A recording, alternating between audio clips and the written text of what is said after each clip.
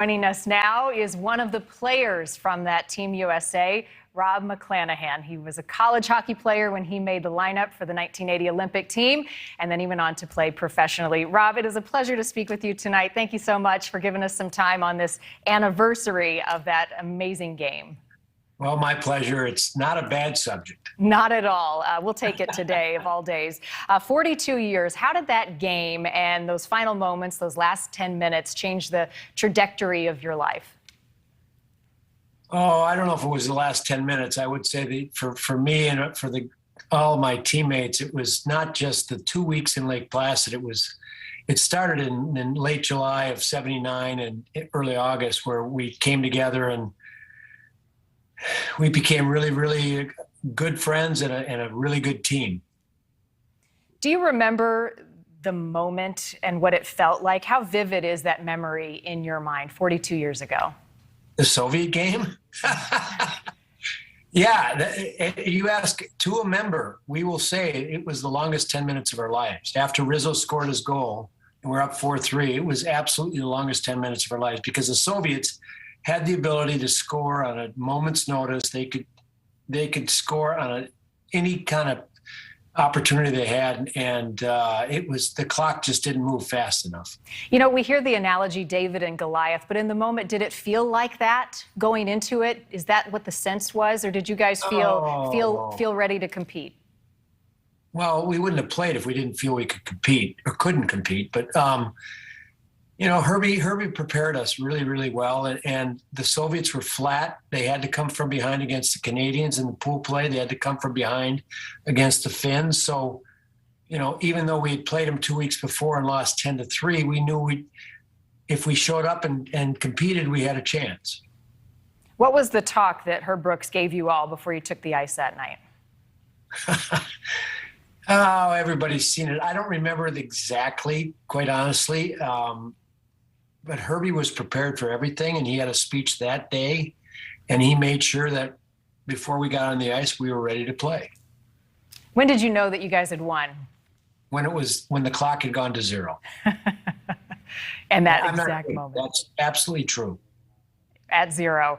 You know, Rob, a lot of people are talking about the world at that time during the Cold War, the face-off between U.S. and then the Soviet Union.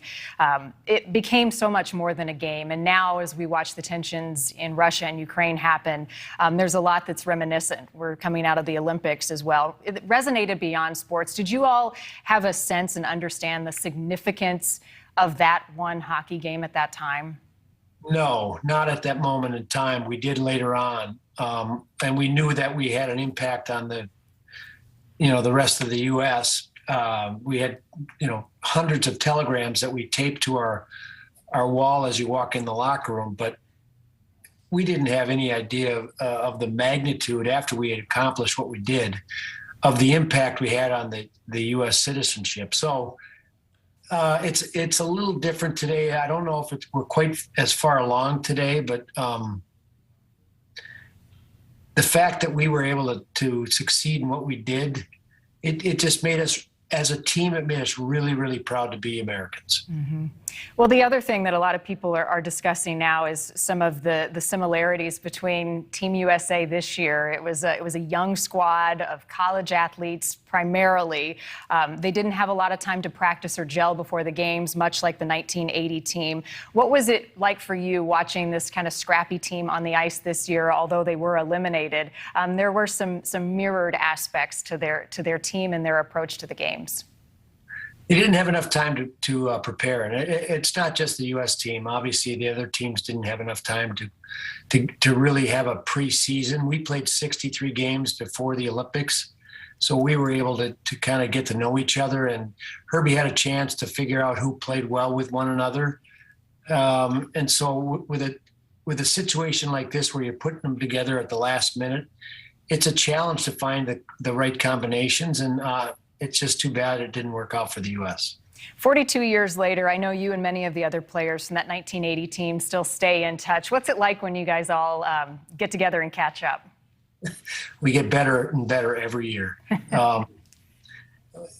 we're brothers, we get together and we enjoy one another's company. The beauty of what we did and the beauty of what we can share today is that, a lot of us have kids that have grown up, and we can share with them our camaraderie, the close-knit group that we really are to this day.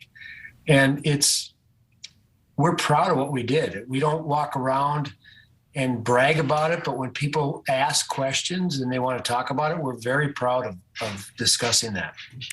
And it's something that we all celebrate as Americans. What a great moment in sports history. I have about 30 seconds left. I just want to leave you with something you'd like to share about Herb Brooks and his legacy after his passing in 2003, what he meant to you and how his legacy continues. Herbie taught us all that we were capable of far more than we ever realized. It wasn't without a sacrifice and hard work, but that with that, you can accomplish great things. We'll leave it at that. Rob McClanahan from the 1980 USA team. What a pleasure to speak with you tonight. Thank you and congratulations, even all these years later. Thank you very much. Appreciate it. Thank you. Thanks for watching. Click the red subscribe button below so you can get more of NewsNation's fact-driven, unbiased coverage.